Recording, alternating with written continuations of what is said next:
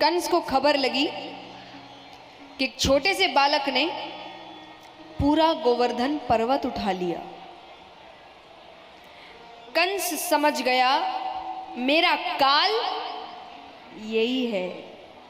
फिर तो उसने सब पता कर लिया, वृंदावन चले गए, यशोदा मैया का घर है, नंद बाबा का घर है, बलदाऊ भैया कौन है। तो उन्होंने अपने मंत्री अक्रूर जी को भेजा। कंस कहे कि मैं एक यज्ञ रख रहा हूं, उसमें परिवार के सभी सदस्य होने चाहिए, तो मेरे 2 भांजे वृंदावन में हैं, जाइए और उनको लेकर आइए।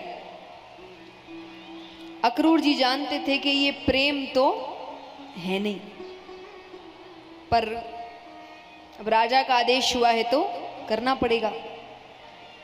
तो वो भगवान के यहाँ जाते हैं। अब ठाकुर जी और बलदाऊ भैया उस वक्त गैया चराने गए हुए थे।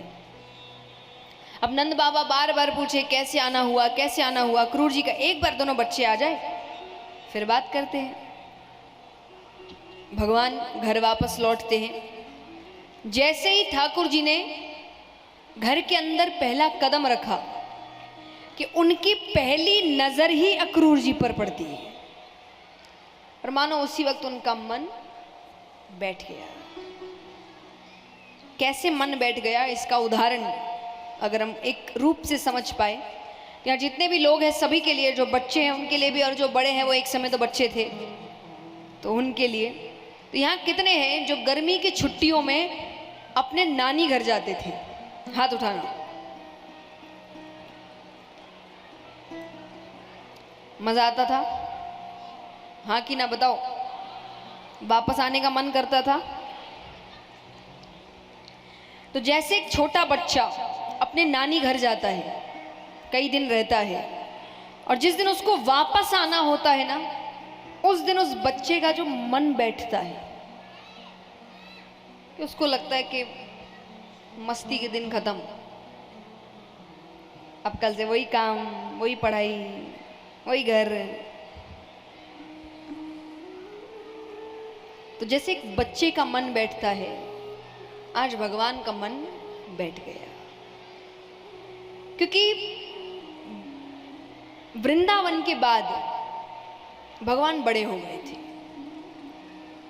फिर वो बचपना नहीं रहा उनके अंदर, फिर जिम्मेदारी आ गई उनके ऊपर। भले ही उम्र जिम्मेदारी वाली नहीं थी पर आ गई। तो उनको भी पता था कि मेरे मस्ती के दिन खत्म, और उनको ये भी पता था कि अब मुझे सबको छोड़कर जाना पड़ेगा। कई बार आपको पता है कोई स्थान आपको अच्छा लग रहा है, पर आपको जाना पड़ता है। जिम्मेदारियां आपको बुलाती है, कर्म आपको बुलाते हैं, कई कारण हो सकते हैं बुलाने के, पर आपको एक ऐसे स्थान को छोड़कर जाना पड़ता है जो स्थान आपको बहुत अच्छा लगता है। तो भगवान के लिए आज वही भाव थे कि उनको जाने का मन शायद ही होगा। ऐसे तो देखिए अवतार ही उस कारण लिया था और वो काम तो पूरा करना था, तो उनको पता था कि अब मेरी कर्म भूमि मुझे बुला रही है।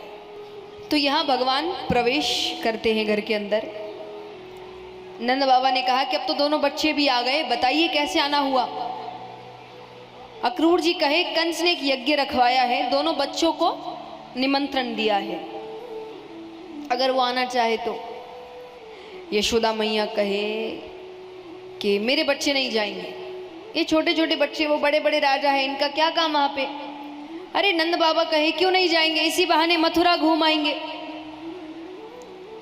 जैसे अगर आप किसी गांव में रहते हैं तो शहर घूमने के लिए होता है, क्योंकि शहर में बहुत सी चीजें उपलब्ध कराई होती है। तो मथुरा उस वक्त शहर था। एक तो मथुरा में राजा रहते थे, हर चीज उपलब्ध थी, बड़े बड़े मेले लगते थे, बाजार लगते थे, तो सब मथुरा घूमने जाते थे। तो नंद बाबा कहे इसी बहाने मथुरा घूम आएंगे। यशोदा मैया कहे ठीक है, अब तैयारी कर रहे हैं जाने की। तो यशोदा मैया भगवान के पास आती है, आकर कहती है कन्हैया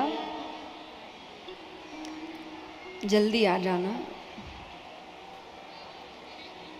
तू पास नहीं रहता ना, मेरे हृदय में बहुत पीड़ा होती है।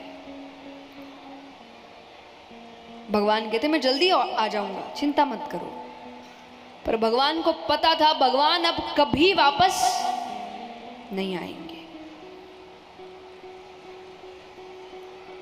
घर से बाहर निकलते हैं, थोड़ी दूर गए हैं कि जितनी भी गोपियां हैं सब रास्ते में लेटी हुई है। गोपियां कहे कृष्ण को ले जाना है, ये रथ हमारे ऊपर से लेकर जाओ। जीते जी तो कृष्ण को नहीं जाने देंगे।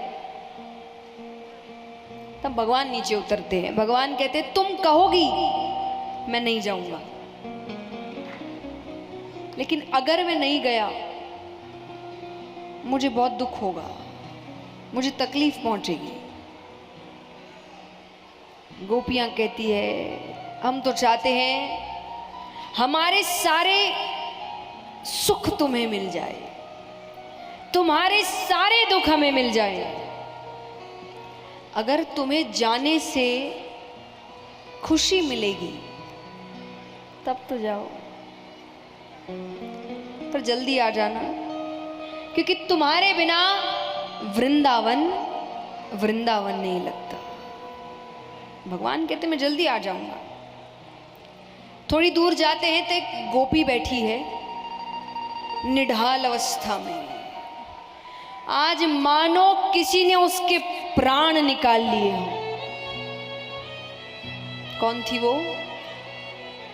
राधा। भगवान कहते राधे तुम्हें तो सब पता है, मुझे कब क्या करना है ये मुझसे ज्यादा तुम जानती हो, तुम ऐसे करोगी? राधा जी कहे मैंने आपको रोका नहीं, पर मैं दुखी भी ना हूं, ये तो इंसाफ नहीं है। आज जब हम श्री कृष्ण के अवतार लेने के कारण समझते हैं, भगवान ने किस लिए अवतार लिया? भगवान के अवतार लेने के, तो राधा जी कहें आपके अवतार लेने के बहुत कारण हैं, मैंने क्यों लिया? राधा जी के अवतार लेने का क्या कारण है? सिर्फ श्री कृष्ण।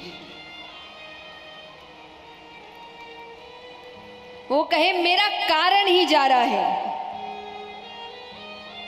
फिर भी मैंने रोका नहीं, मेरी कोई शिकायत नहीं है आपसे, पर मैं दुखी ना हूं ये उम्मीद रखना गलत है। तब भगवान ने उनको अपनी बंस, कहते हैं कि भगवान ने राधा जी से अलग होने के बाद कभी बंसी नहीं बजाई थी, कभी नहीं बजाई, क्योंकि वो उनको देके चले गए थे। तो भगवान अपनी बंसी देकर जाते हैं, चले गए। कंस के महल तक पहुंचते हैं तो उसके महल पर ही एक धनुष लटका हुआ है, वो केवल कंस का काल तोड़ सकता था। तो भगवान बलदाऊ भैया के पास देख रहे, बलदाऊ भैया कहते काम शुरू कर दो। भगवान ने उस धनुष को ऐसे तोड़ दिया मानो एक छोटा सा बच्चा एक छोटी सी टहनी को तोड़ता है। अब भगवान अंदर प्रवेश करते हैं। अब वो जब धनुष टूटा तो भयानक आवाज होती है, आवाज हुई तो कंस समझ गया कि मेरा काल प्रवेश कर गया है। तो उसने कई दैत्यों को भेजा, एक मदमस्त पागल हाथी को भेजा। भगवान लड़ने ही लग रहे कि बलदाऊ भैया कहते इन्हें मैं संभाल लूंगा, तुम अपने काम की ओर जाओ। तब भगवान कंस के पास जाते हैं, दोनों के बीच युद्ध होता है और भगवान कंस वध करते हैं, कंस का उद्धार करते हैं।